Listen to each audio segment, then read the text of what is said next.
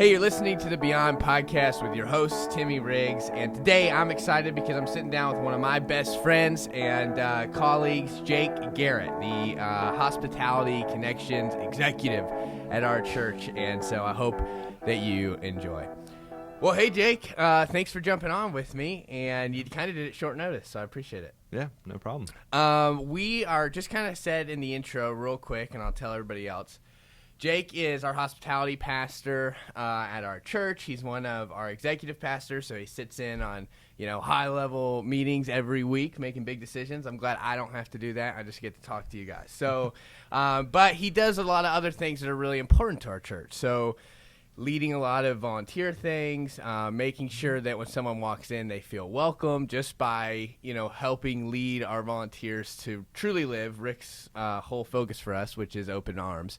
And we'll talk about all that stuff today, and you can tell us a lot more of how that really matters. But let's kind of do some fun stuff first. So Jake Garrett and I met in college. He's 1 year older than me, and I came from Florida. I had long hair, and I got here. And for some reason, I didn't even know Oklahoma existed until I got here. And when I walked into our first football meeting, I had no friends, and I just said to myself, I'm going to find the most country dude in here. And that happened to be Jake, and I sat down right next to him. So I thought you were the most country dude. What did you think about me? Absolute beach boy.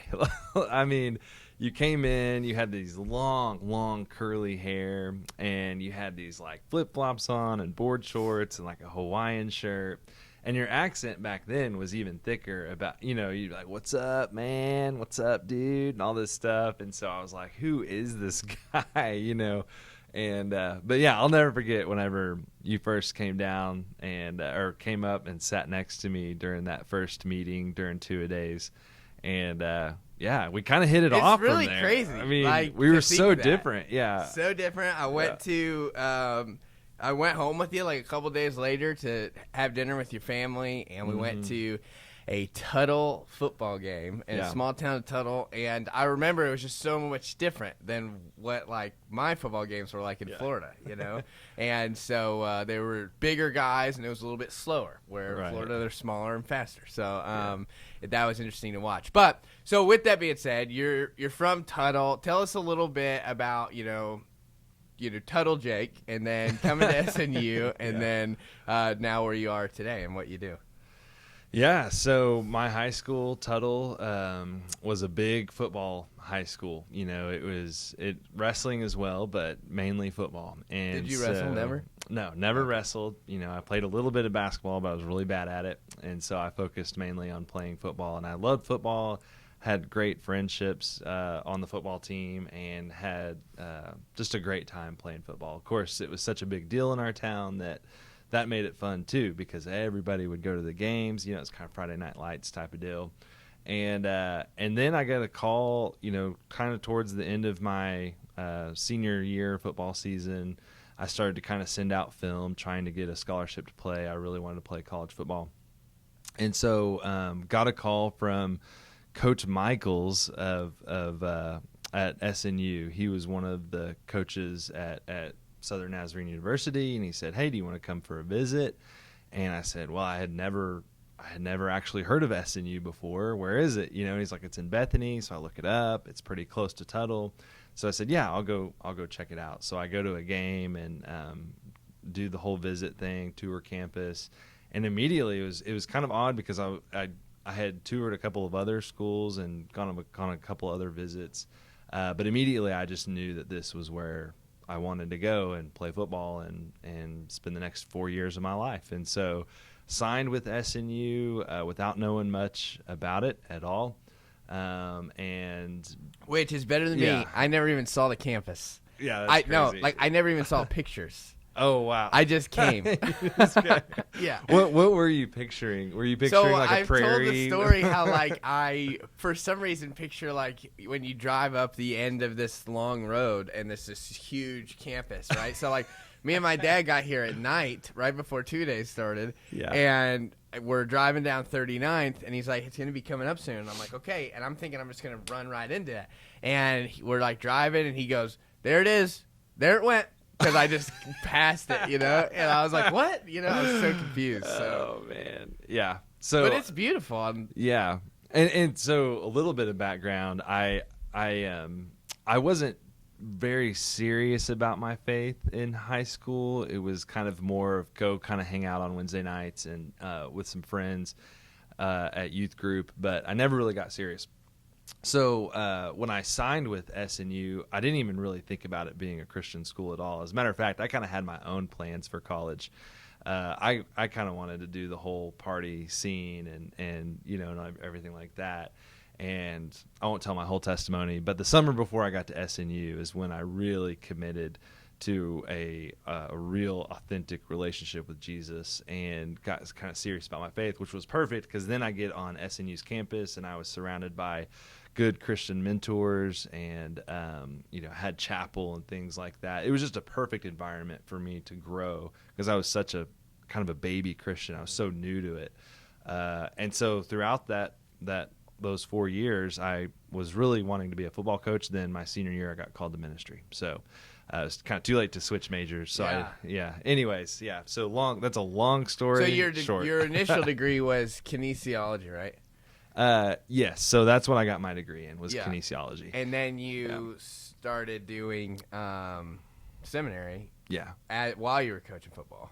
Yes, right? yes. Yeah. So coached 1 year at Bethany, then I coached at a small school in Yukon called Southwest Covenant, started seminary whenever I was coaching at Southwest Covenant, then I got a job at BFC after 1 semester of seminary. So you've been here 5 years, and you stepped in as the college pastor, and then, so that's pretty cool, and then that's kind of what led to me coming here, was I came back from Arizona part-time, we worked together, we ran into each other at a conference, and then later the thought popped in your head, well, maybe he could jump on board and help us, because you were transitioning into kind of splitting your time here with some other parts of ministries and stuff. So anyway, and then that led to more and more. You became a hospitality pastor, and Jake is extremely organized, extremely detailed, really good at systems, and I'm the total opposite. I'm the spark to the pan, and Jake's the fire.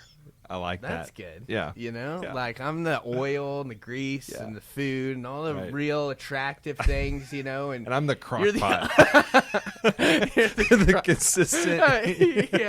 You can always count on him, Right. My flavor might be a little different each week, but man. Jake's is going to come through burnt. Thanks, Tim. Always building me up. Yeah. Total opposite. Obviously, that's why 5 years, and now you're here and really helping lead our church, and so we appreciate it, dude. And with all that being said, thanks for sharing a little bit of background. It's kind of fun because we were just talking before, sometimes there's pastors on staff that not everyone gets to interact with, so maybe it's a children's pastor. Well, a 30-year-old who doesn't have any kids isn't going to know the children's pastor, or someone who's not maybe in your department, or we're going to put someone on blast here, but maybe not volunteering. They might not have a lot of interactions with you, so it's great for them to get to hear your story and get to know who you are and stuff. And so Pastor Rick is leading us into a new series, Audacious Faith. So the last 2 weeks was crazy because we had the snowstorm and the ice storms, and Pastor Rick got stranded, and so we had all these kind of delays. So this is our first podcast in 2 weeks, and it kind of is nice, though, because we get to pick up with his new series, right? And the new series is Audacious Faith, and yesterday, or Sunday, it was really about focusing on trusting God with the rest, right? Being faithful to the mission that we're called to, and trusting God with everything else. And he picks up with the story of a woman in our church who turned 100 years old in the fall and passed away, but pretty incredible that she lived to be 100 years old, And Rick's whole point of kind of praising her, because she is such a faithful woman, was that the average age in the United States for someone to live is 79. So Rick's 59, so he was like, whoa, I have 20 years, that's pretty crazy. So he was like, instead of retiring earlier, golfing, leisure, I want to kind of rededicate to the mission of reaching people for Christ. And I believe wholeheartedly in that. Side note, what is one thing that you would do? Let's say, aside from reaching people for the gospel, what is one thing? If there's one thing you do for the rest of your life, what would it be? That's not too hard of a question for me to answer. I would probably fish for the rest of my life. I love fishing. I love, being out in nature, and it just kind of makes me feel relaxed, and it brings me back to my childhood. I spent a lot of time fishing as a child with my dad and my brother, and so I would fish for the rest of my life good. if I could only do one thing. I was going to say share the gospel. No Yeah, options that for too. me. No, I'm just kidding. I was talking about being a fisher of men. Fisher of men. Yeah. Not actual fish, Timmy. Come on. I'm kidding. I know. I phrased the question that Right, way. yeah. I actually love fishing too. Our fishing is much different. I grew up deep sea fishing, and you grew up lake fishing and river fishing and stuff, which is also fun. It's just two different worlds. Right. That's great. So Pastor Rick talks about, hey, let's, dive into this mission. And what does it look like? And again, the narrative that he has taught us for so long is just we want to live with open arms. We want to find common ground. Like, we want to do whatever we can to make sure that the person we're interacting with feels, comfortable, loved, and welcome. And do you recall the story when he was at a church? And can you tell us about what kind of where he hit it home for me was this story about when he was at a different church 20 years ago or so. Yeah. And a lady came in and kind of tell us about that story. Yeah. So a lady at the church was smoking a cigarette outside of the church, and the usher said, "Oh, you can't smoke here. This is a church. You need to smoke either somewhere else or leave or something. But you can't smoke right here." And Rick finds out, he hears about it somehow. And so he goes out, finds the lady, and says, "Hey, do you really need to smoke?" She said, "Yes, I do. I need a cigarette really bad." So he said, "Okay, well, come over here and let's talk." And so he makes a joke. He says he went out there and smoked a cigarette with her, which is funny. He didn't. But he did have a good conversation with her and just said, "Hey, you can smoke, outside of our church. You don't have to stop smoking." And the whole idea behind that story and about, kind of illustrating what Open Arms really looks like is, we want people to know for sure and feel for sure that they belong before they believe, and certainly before they behave. And sometimes we get that backed up, reversed, like the usher, he said, as long as you behave, then you can belong and then believe, and so that narrative is something that we have to constantly kind of fix in our minds, that, people, they belong at our church regardless of what they believe or how they behave. It's so much more about them belonging, and that's what Open Arms really means. Yeah. So. Yeah, that's so good. So, and Rick gets into talking about church, and I want to find here in my notes, he has a line from C.S. Lewis that was really good. But one of the things that, often gets misunderstood, I think, and why that we can get the whole thing backwards of like behave, believe, and then you belong, is because I think we see church as an institution and a building, right? Yeah. And there's part of that, well, duh, yeah, it is. But it's also a living, moving thing that God is a part of. And so it's not that we go to church, but we are the church, right? And we've talked about that. And so when you do something like that and you place, well, you can't be smoking out here, it's like, well, now you've lost an opportunity to truly be the church, not just her be at church, but to be the church to her, where you're in this union with Christ and get to live out and love like Christ. Well, and the question too is not just do you belong in the building, but who in your life, think about who in your life do you need to make sure they belong in your life? You know what I'm saying? That relationship of, you're just as much a part of my life as anyone else. And I know you don't believe, and I know that you we don't exactly live the same lifestyle, but you belong in my life, and that's really, I think, what that takes the institution out of it, kind of, you know what I'm saying? It makes it way more personal. And so there's people in my life I was thinking about yesterday, like, man, I need to make sure that they know that they belong in my life, for sure. So. Yeah, and I think when you think about Jesus, like, how do we miss this? Because so many times Jesus has had dinners, he's hanging out at people's houses, he's just on a walk I think in the Message version it talks about, misfits and outcasts. Yeah, messy characters, Yeah. and Jesus is always with those people, and then it's the Pharisees that are usually saying, like, what are you doing? Like, come on, man. Like, they don't behave the right way. Yes. So, you can't be hanging. They don't belong. You can't be hanging out with them. Which reminds me, Zacchaeus is just my favorite story of all time. Yeah. You think about a guy who would have been Jewish, right? Because he's basically seen as a traitor in his community because he's now, skimming off the top of the taxes because the Romans give him an opportunity to, hey, be our chief tax collector in this territory, right? Which is mostly Jewish people. So what does Zacchaeus know? He knows the Torah. He's going to know it backwards and forwards, just like every other Jewish kid who grew up. So he's going to know all about it.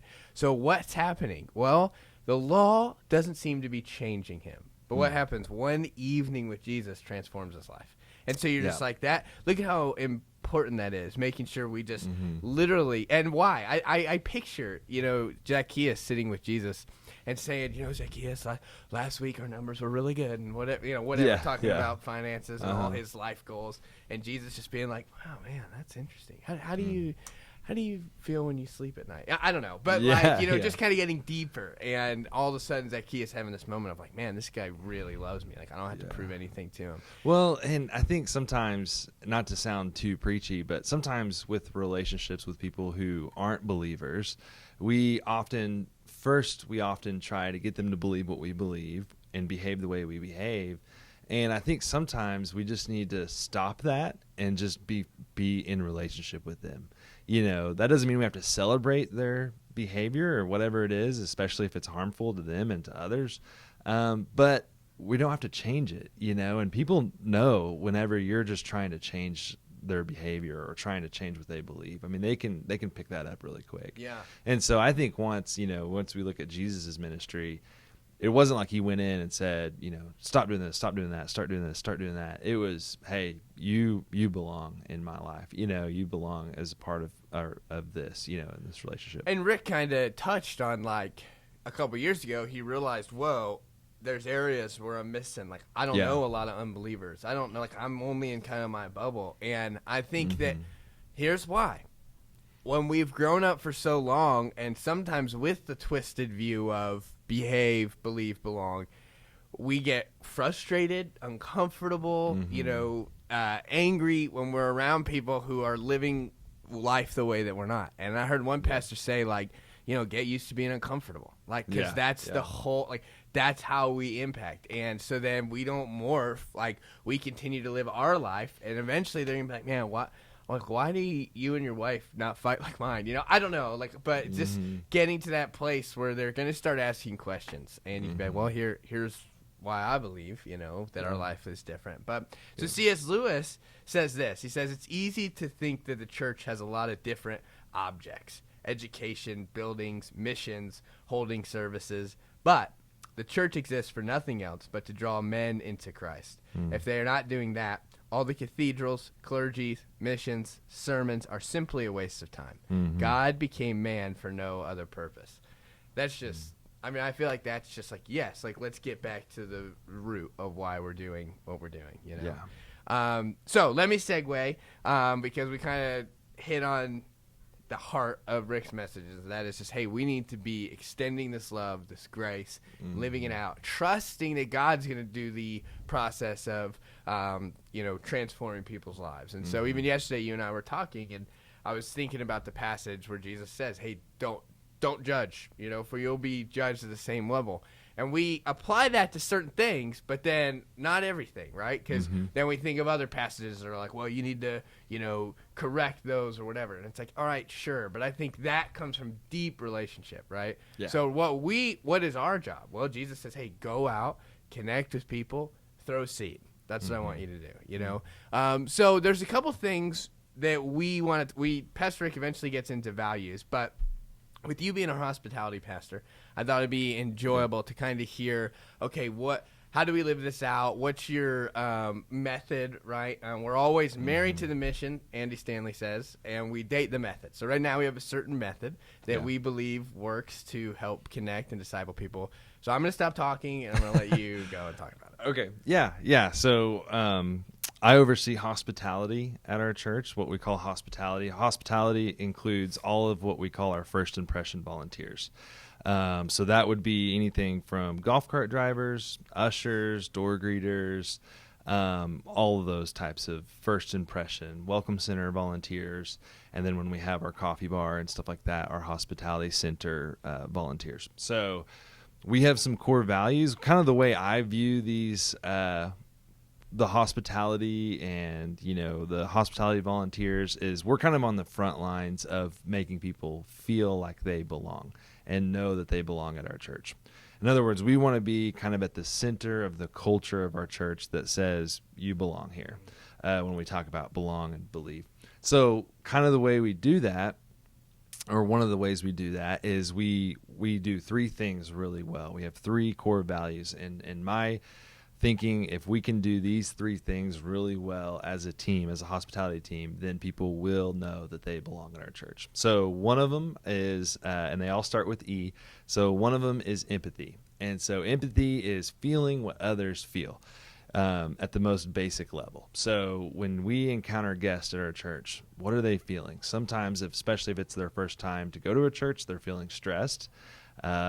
They're feeling self-conscious. What are other people thinking of me? Everybody has it figured out here but me. And so really as a volunteer, you're asking yourself, what is this person feeling? If they have kids, they've worked really hard all morning getting their kids ready for church, and their kids have been screaming and kicking all the way to church. And so when they walk in, they're frazzled, you know. And so it's saying, okay, what are people feeling? And then how do I want them to feel? That's empathy, and saying I want them to feel relaxed. I want them to feel excited about being here. And I want them to feel comfortable. And so enthusiasm is the first value. The second value is excellence. And so we want to do everything with excellence. I think excellence communicates that we are prepared for guests, that we are excited that we have guests at our church. So if you think about when you have guests at home, you clean the house, you light the candle, you prepare. And so part of us as a hospitality team is we prepare, and we are at our spot on time. We're wearing our name tags. We're smiling. We're paying attention to our body language. That's all excellence. So empathy, excellence, and the last one is enthusiasm. And so people know when you're excited when you walk through the door, and they know when you're not excited. And so we want to be enthusiastic. We want to be saying, hey, we are so glad you came here. And that's part of, your body language and, how you talk to people and stuff like that. So if we can be empathetic, if we can serve with excellence, and if we can serve with enthusiasm, I know as a team, that people are going to feel like they belong at our church. Yeah, that's so good, dude. Yeah. I've had a whole bunch of different ideas while you were talking to how we can start pushing that more, because I think that that just those three words, you could just say those three words and I'd be like, I'm inspired, they get you revved up, and it's connected to this idea of, hey, if God loves every single person that I come into contact with in the entire world, right? It's worth me throwing my efforts at those three pillars, because it's that's what's going to impact. I've never been inspired by Eeyore, right? You're just kind of like, oh man. Well, and these three things, enthusiasm, excellence, and empathy, if you can take that home with you, who doesn't want a husband that's excited and enthusiastic when you get home from work? Who doesn't want a wife that shows empathy whenever you're down? Who doesn't want a dad that shows empathy or, excellence? So these things can actually transform all of your relationships, Yeah, so man, yeah, that's good. I think we need to figure out how you preach that sometime. Okay, that'd be a good one. Right. I'll see what I can do. Yeah. Well, thanks, Jake. That's awesome. And so before we move on, even one of the things is we're always wanting to we're talking about our 6 practices, right? Mm-hmm. And one of them is serving with abandon. But so what are some ways that people can get plugged in? Sorry, drink your coffee. Get plugged in to helping serve, and maybe where's a need right now. Yeah. And even on the Yeah. whole church, we kind of know because we're in staff meeting where people Yeah. need help. So let's Yeah. talk a little bit how people could get plugged in and live out those three things. Yeah, well, the need for volunteers is higher than it's ever been because of COVID, and so as far as volunteers go, so a huge need is in children's department and youth, but we also have a big need in hospitality as well. So there's plenty of ways to get plugged in. It's just what we want to do for people who want to serve is match their passions and their gifts with the need. And so we want you to feel, excited about how you are serving and fulfilled in how you're serving. God has gifted us in many different ways. And so we want to marry the gifts with the need. And so if you're interested, think about what you're gifted at, think about what you're passionate about. And then some of the needs that we have at our church and say, yeah, I can do that. Maybe it's once a month, maybe it's every other week. Maybe it's, I'm going to commit for the next 6 months or 3 months. It's not you're signing up for life type of deal. Right, So, yeah. So those are good. Those were two thoughts that I had, children and youth, but then it also popped in our production team on Sundays. Yes, so yes. they're always looking for help on the cameras and behind the stage stuff. So that's a real detail oriented type person, And if you like seeing the behind the scenes stuff. So like in our, I call it the slide room. I don't know what you call it, but it's where they, The production room. Yeah, I guess. Yeah. It's on the second floor. Yeah, production room. So that's where you pick which camera angles and slides and things like that. It's neat in there. It looks like, like CIA stuff. NASA. Yeah. And then one thing that I always can use help with is just the online chat host. So, right now it's mostly our people that are online in the chat. And we want to say hi to them and let them know that we love that they're online with us. And so we just are trying to grow our chat team. So that's pretty good. So, Jake, as we get close to wrapping it up here, again, Pastor Rick talks about our 6 core values. And I have them right here on my notes. I have them memorized, but just to make sure we say them in order. Right. So he talks about we worship together. That's important. We come together corporately. We have one-on-one time with God. That's scripture reading, prayer. That's, hey, I'm just going to do whatever I need to do to get away with God. Yeah. 3, group life, which we're going to hone in on in a second. Number 4 is share our faith. That's what we kind of were the theme of our conversation today. 5, serve with abandon. 6, give of our resources. So sorry, go ahead. Did you have something to say? Let's jump back to group life because at the end of the day, we believe that becoming more like Jesus happens best when we're doing it together. Yeah. So talk to us a little bit about group life, how people can get plugged in, and go from there. Yeah, I mean, I also kind of oversee group life at our church. And so one of the things that we want to see in group life is the culture of belong, believe, behave, and embodied. So one of the things we really want to see in every group is that culture of belong, believe, behave. So we want people to know that they belong. And at a big church like ours, when you sit in a sanctuary of 500 to 1,000 people, it's hard to really feel like you belong. But if you step into a group of 10 to 20 to 30 to 40 people, you find a lot deeper sense of belonging. And so there's 3 things that we want to see in every group. So fellowship is one of them, and that's key to belong, obviously. Discipleship, and then we want people to serve as a group. And so those are the 3 pillars of group life at our church is fellowship, discipleship, and serving. And so, yeah. That's awesome. Yeah. And that's what we're trying to get to this place where Pastor Rick's been leading us the last couple of years about, hey, every group we want to have something they're connected to at the city or service project or whatever, where we're out, hands are out there, hands and feet are out there. Yes. And so we're excited to see how that evolves and continues to move forward. So again, last thing on this, if someone's listening or they have some kids or friends or family members that they're inviting to church and they want to get plugged into a group, what's the best way for us to make that happen? Repeat the question. To get plugged in. Sorry, How can people step into a group?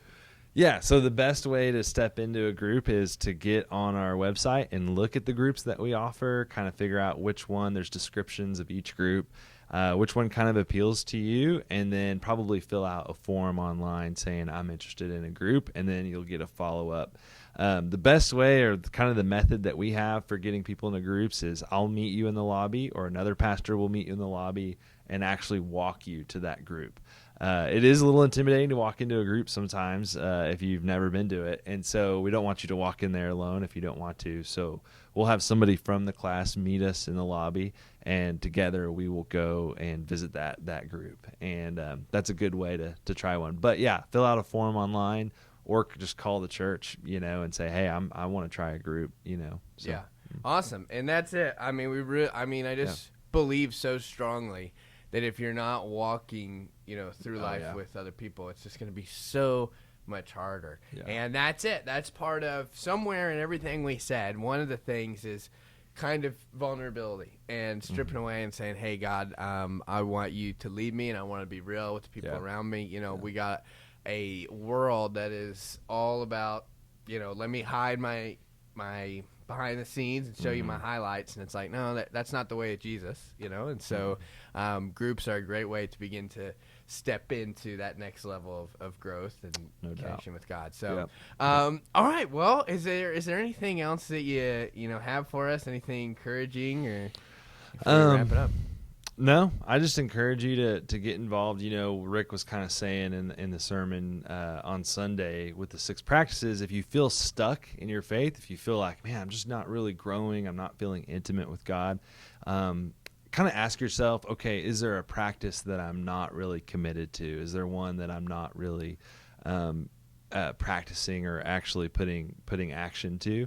And really kind of hone in. We talked about honing in on at least one of these practices for the next few weeks, or maybe even during Lent, saying, I haven't been coming to church consistently, or I haven't been watching online consistently, and so I'm going to start watching every Sunday. I'm not going to miss, one sermon between now and Easter, or I've never tried a group, and so this is the time I'm going to try a group. I haven't served, and so now I'm going to try to serve. But really commit to one of these, commit to all the practices, but ask yourself, which one could you really focus on and put teeth to it, actually, commit to it. That's so good. That one thing, 1 degree, right? But when you do it 1 degree every day, it's going to make a big impact at the end. Yeah. Well, thanks, Jake. I love you, man, and I'm glad that you jumped on here with us, and I think that some people are going to learn some things about you, total background, small country guy, and not small, but small-town country guy. Thanks. And you're rather buff, actually. Anyway, this is getting weird. I'm gonna wrap it up. Thank you guys for listening, and we'll talk to you soon. Hey, thanks for listening to the Beyond podcast. This past weekend, Pastor Rick had an incredible sermon on this idea of just trusting God with our entire life and leaning into the mission. So I encourage you big time to go back and listen to it if you haven't, or listen to it again and share it with a friend. I think this is one of the great things that we can do now via the internet, is be able to share easily the gospel with many people. And if there's anything else you need from us, you can go to bethanynaz.org and really find basically any question you have, and you can get connected with us. We love you, and we'll talk to you soon.